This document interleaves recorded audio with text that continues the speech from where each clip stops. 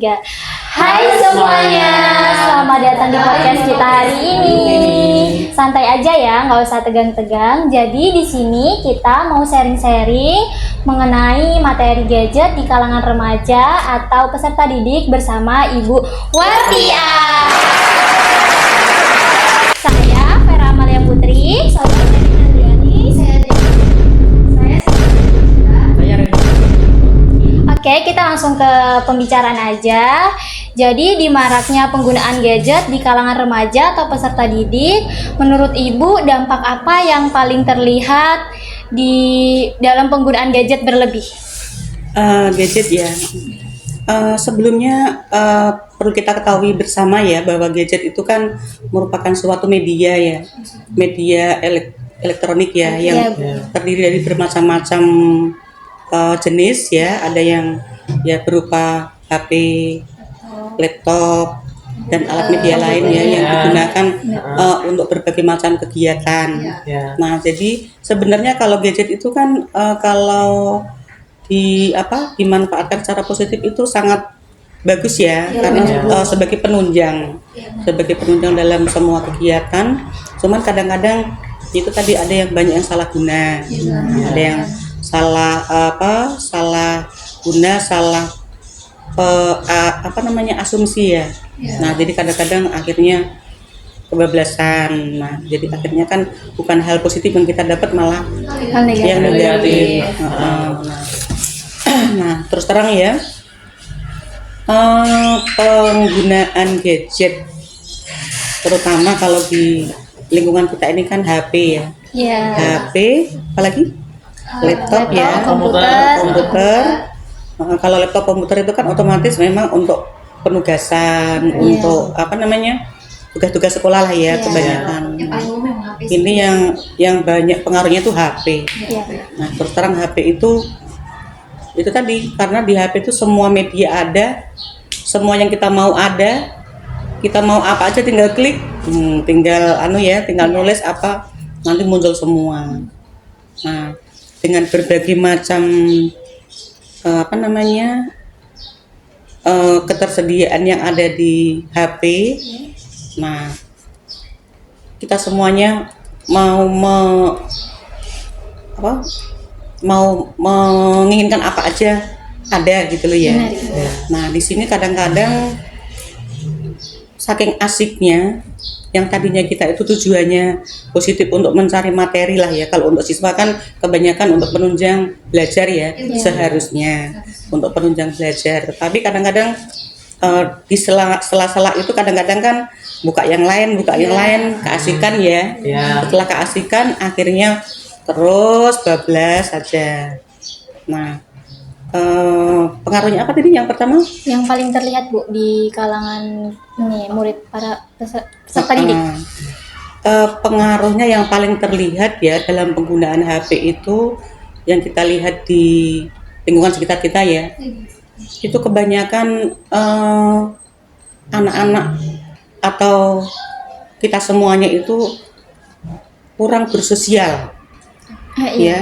Kurang bersosial karena kita asik dengan dunia kita masing-masing, dengan maunya kita masing-masing. Akhirnya hubungan antara sesama teman atau antara siswa dengan guru atau antara pihak yang satu dengan yang kedua dan yang lainnya ya, itu akhirnya sangat berpengaruh. Jadi akhirnya itu tadi komunikasi kesesama itu kurang banget gitu ya. Jadi akhirnya monoton, apa yang kita inginkan kita cari, nanti bablas lagi, ada yang menarik lagi, terus saja. Nah, jadi itu ya kebanyakan pengaruhnya itu kita jadi egois. Nah, lebih egois ya karena kita kan mengikuti keinginan kita. Terus sosial kurang, kita tidak bisa berhubungan dengan orang banyak secara leluasa karena kita fokusnya hanya ke HP yang kita mau aja. Itu ya, kebanyakan itu.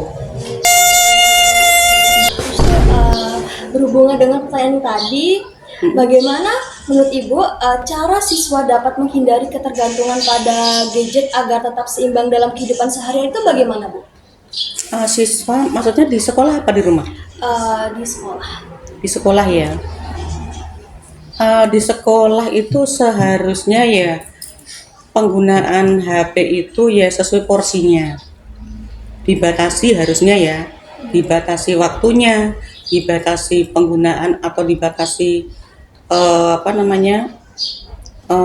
apa-apa yang boleh dibuka harusnya untuk siswa ya. Ada aturan-aturan yang kalau di sekolah itu ya sesuai dengan tempatnya dan fungsinya ya untuk belajar. Jadi ya harus cari materi saja untuk penunjang belajar lah ya. Jadi tidak diperkenankan untuk membuka yang lain-lain yang kira-kira bisa mengganggu ini konsentrasi belajarnya. Itu ya. Kemudian kalau di kelas-kelas kan biasanya kan sudah ada kesepakatan ini biasanya ya, Bapak Ibu guru mungkin selama belajar tidak boleh buka HP. Nah, kecuali mungkin memang pada saat belajar itu dibutuhkan media HP, media internet ya. Nah, itu baru diperbolehkan. Karena biasanya kalau itu dibebaskan, kadang-kadang kelihatannya aja cari materi, padahal WA-an, iya komunikasi dengan yang di luar kan akhirnya kan malah nggak fokus belajarnya. Itu ya, apalagi kadang-kadang namanya anak-anak muda, nah maunya kan ya banyak yang pengen tahu ya, semuanya pengen tahu segalanya, jadi akhirnya buka-buka lah yang lain-lain. Kadang-kadang seperti itu. Jadi pada intinya kalau di sekolahan itu penggunaan HP harusnya memang dibatasi waktu dan pokok-pokok yang boleh dibuka atau apa saja. Itu ya. Jadi nggak boleh terus mulai pagi main HP, megang HP terus nggak boleh. Seharusnya memang harus ada locker sih. Jadi jam-jam tertentu saja. Tapi karena kondisi untuk mengkondisikan itu kan perlu tenaga, perlu waktu dan lain sebagainya. Nah, kita belum punya untuk mengkondisikan itu. Itu ya, kalau untuk guru ya. Nah, biasanya kan kalau ada siswa yang melanggar nih, nah biasanya kan ada sanksinya, kadang-kadang diambil. Nah, dengan konsekuensi mungkin berapa hari baru boleh diambil atau mungkin orang tua yang boleh mengambil. Nah, itu kan suatu peringatan ya, suatu peringatan supaya anak ini bisa lebih berhati-hati untuk kedepannya. Itu jadi nggak sembarangan buka HP dan waktu-waktu yang belajar itu bebas buka HP gitu ya. Karena pengaruhnya sangat ini mengganggu konsentrasi belajar. Ya kan? Kalian mungkin merasa ya? Iya merasa seperti itu ya. Mungkin di antara kalian mungkin ya nggak semuanya sih, ibaratnya yang di dalam kelas itu buka HP terus kalian lain. Kebanyakan kalau yang memang benar-benar mau belajar itu ya senang-senang aja karena mencari perbendaharaan tambahan ilmu gitu loh. Karena kan sekarang buku perpustakaan sudah nggak berfungsi.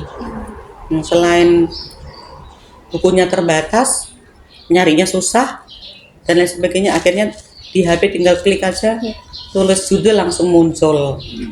Nah, itu kemudahannya ya. Cuman kadang-kadang banyak yang salah fungsi, salah guna. Itu dari sekolahan ya. Yang lain? Saya juga mau nanya, Bu, apakah penggunaan gadget mempengaruhi cara siswa menyerap materi pelajaran? Apakah penggunaan gadget bisa mempengaruhi cara siswa menyerap materi pelajaran? Mempengaruhi penyerapan ya, maksudnya lebih konsentrasi atau lebih ini, kalau ini tergantung dari orangnya masing-masing sih ya. Itu tadi yang Ibu bilang tadi, kalau si anak atau siswa ini memang niatnya belajar dan pengen menambah ilmu, nah dia pasti mencari sumber-sumber ilmu yang ada di HP dan pasti didapat. dengan mudah mendapat tambahan ya, dapat tambahan ilmu. Nah, tetapi untuk yang barangkali penggunaannya itu kurang pas, ya pikirannya layu kemana-mana, mungkin buka yang lain, akhirnya kan konsentrasinya malah buyar, malah menghilangkan konsentrasi belajarnya. Nah, itu kadang-kadang karena ibu kan kadang-kadang di kalau di kelas itu ya, kan kita kan tahu kan si A si B ini yang anak itu fokus belajar atau kelihatannya kelihatannya kayak belajar tapi pikirannya ngelambiar kemana-mana, kan kelihatan toh. Nah, itu karena pengaruh itu tadi, mungkin pikirannya terpengaruh dari hal-hal yang mungkin habis komunikasi dari HP, janjian kah apa sama temannya yang lain di luar, akhirnya harusnya belajar fokus ke bidang studi yang yang dipelajari saat itu, ternyata pikirannya layu kemana-mana. Nah, itu ya. Jadi kita ini kan kalau guru kan paham kan dengan si A si B ini, oh anak ini belajar beneran, oh anak ini main-main, oh anak ini kelihatan pura-pura serius padahal enggak. Nah, kita tahu gitu ya. Jadi begitu. Jadi intinya tergantung dari masing-masing anak ya. Tergantung dari si pemakai. Kalau tujuannya memang untuk menambah ilmu belajar, lebih semua ada di situ, dan itu hal yang sangat memudahkan untuk menambah ilmunya. Jadi Bu, kan Ibu tadi bilang kalau misalnya kita bermain HP sekaligus menulis itu pikiran kita jadi kemana-mana kan. Nah, menurut Ibu tuh apakah penggunaan gadget itu bisa mempengaruhi perilaku disiplin peserta didik? Penggunaan gadget bisa mempengaruhi perilaku atau kedisiplinan. Karena ini ya, kebanyakan kalau sudah pegang gadget, sudah buka, itu lupa waktu. Lupa waktu toh? Lupa waktu. Oh, ini jam belajar. Oh, ini harusnya ganti jam. Oh, harusnya istirahat dan lain. Nah, kalau kita sudah buka yang kita suka, yang hobi lah ya, misalnya hobi. Nah, sudah. Nanti kan ada iklan-iklan apa semua lanjut, terus akhirnya penggunaan waktunya akhirnya terganggu. Jadi waktu kita tuh banyak tersita ke hal-hal lain kalau kita nggak bisa kendalikan sendiri ya. Nah, itu pasti itu. Tapi kalau kita planning, kita punya prinsip, saya hanya harus mencari ini aja, terus waktu saya sekian, ya sudah, sesuai dengan kebutuhan aja dibuka sesuai kebutuhan. Setelah itu ya sudah, lanjut ke langkah berikutnya begitu. Nah, yang bikin mengganggu itu kan kalau itu kan layunya kemana-mana, akhirnya nggak tahu waktu, nggak bisa memanajemen waktu itu ya, susah ya. Mungkin kalian pernah ngalami seperti itu. Misalnya malam ya, ada tugas ya. Nah, tugas malam pertama mungkin awal-awalnya ya, nah kita fokus saja, dapat tugas, mungkin dapat seperempat jam apa fokus. Lama-lama mungkin panas atau agak jenuh kan, kita pasti browsing ke yang lain. Setelah browsing kan pindah browsing yang lain-lainan, akhirnya keasikan sampai jam 12 malam nggak terasa, sampai jam 1 bahkan nanti chatan sama temennya ke apa kan, akhirnya nah waktunya kan tersita di situ ya. Tugasnya juga tertunda. Terus besoknya kalau malamnya kita tidurnya kurang, akhirnya besoknya kita bangun tidur lambat, pusing, nggak fokus, ngantuk. Nah, jadi pengaruhnya ke sana. Apalagi banyak sekarang itu anak-anak yang main nonton bareng, main game bareng. Nah, pasti itu. Karena orang tua itu taunya kalau anak dikasih HP, taunya di dalam kamar itu taunya ya belajar. Kebanyakan orang tua yang mungkin masih awam ya di Android ya, kan percaya sama anaknya, oh anak saya belajar di kamar. Nah, ternyata di kamar yang nggak belajar tapi main game bareng. Nah, itu sampai jam 2 jam 3 lupa waktu, dan akhirnya besoknya ya kepengaruh ke proses belajarnya. Gitu ya. Ini saya mau Gimana? tanya Bu, Iya. bagaimana peran orang tua dan guru dalam mengawasi penggunaan gadget peserta didik? Orang tua ya. Ya, Iya. Kalau di sini orang tua itu sebenarnya peran nomor satu tuh orang tua. Karena sebagian besar waktu itu kan di rumah ya.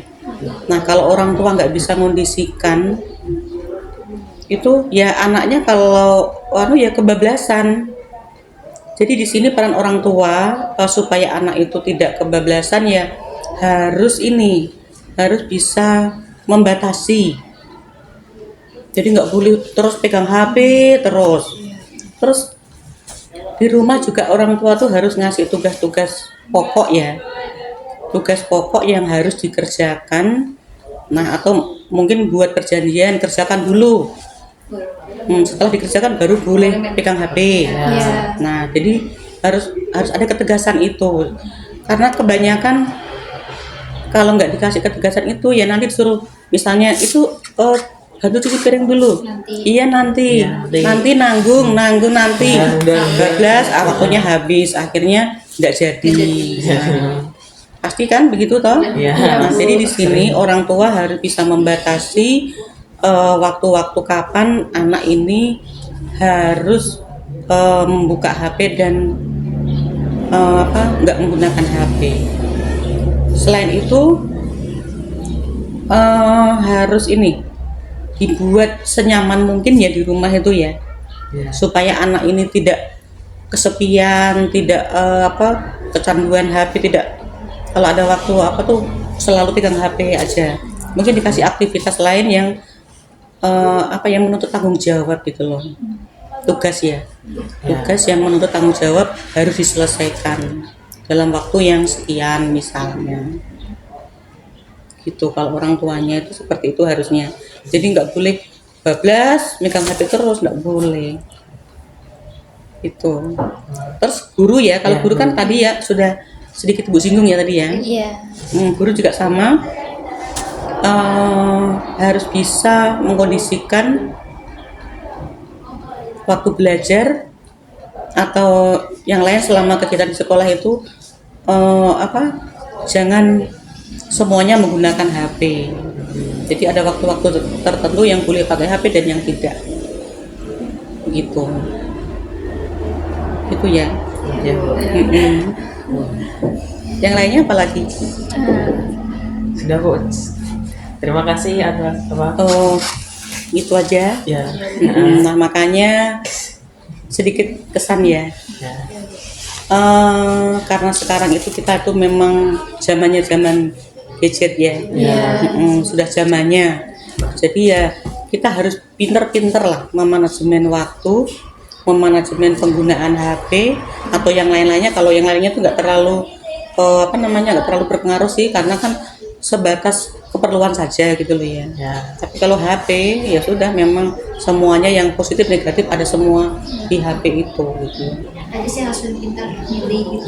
Ya. Kontrol diri. Karena kita harus mengontrol diri, mengevaluasi diri sendiri, harus bisa memanajemen waktu, memanajemen pikiran dan memanajemen diri kita sendiri semuanya. Harus bisa bedain mana yang positif, mana yang tidak. Itu ya. Kita kalau bisa lebih menyalurkan hobi lah, ke hobi saja. Buat kegiatan yang positif, yang kita enjoy, supaya kita nggak selalu ketergantungan HP. Itu loh ya. Gimana? Terima kasih ya Bu. Terima kasih dari sharingan materi gadgetnya Bu. Iya ya, Ibu minta maaf mungkin penjelasannya nggak seluas dan nggak sepanjang yang diinginkan mungkin ya. Udah cukup banget sih itu. Sudah cukup banget. Jadi mungkin hanya sebatas itu yang Ibu bisa sampaikan. Mudah-mudahan bisa memberi masukan sedikit untuk pengguna-pengguna HP yang barangkali selama ini mungkin agak kebablasan. Nah, supaya saling mengevaluasi diri itu aja, memanajemen waktu dan memanajemen pola pikir itu ya. Ya. Itu aja. Terima kasih Ibu ya, Ibu bisa mengutarakan pendapat supaya yang bermanfaat, supaya kami sebagai peserta didik bisa seperti mengevaluasi, seperti manajemen waktu pada waktu bermain HP dan yang sebagainya. Oke, terima kasih ya Ibu Wardia. Oke. Ya. Oke, itu ya. Oke guys, sekian podcast kami. Jangan lupa like, comment, share, and subscribe. See you guys. Dadah.